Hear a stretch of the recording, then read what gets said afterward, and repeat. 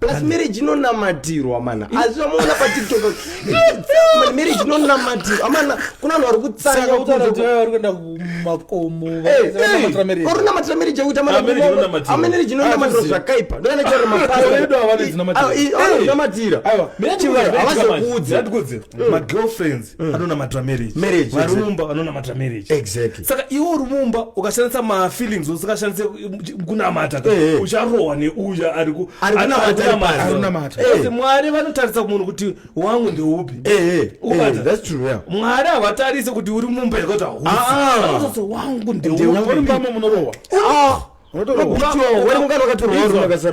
ukabata mushonga andi ukabatira murume mushonga urumba girlfriend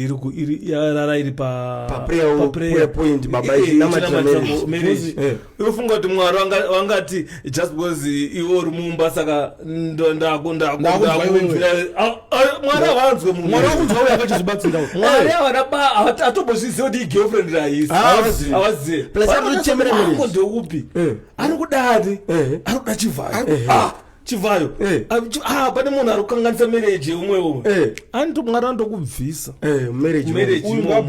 womva waisa uyo arikunamaaakadzi ndozvavasingazizvo zvokuti sometimes mwari anotokubudisa mumarriage just because haunamati uita zvemushonga musina uri kun'anga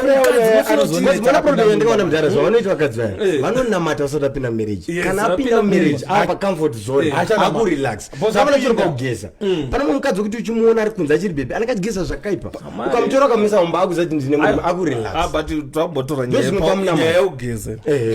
zvakaipa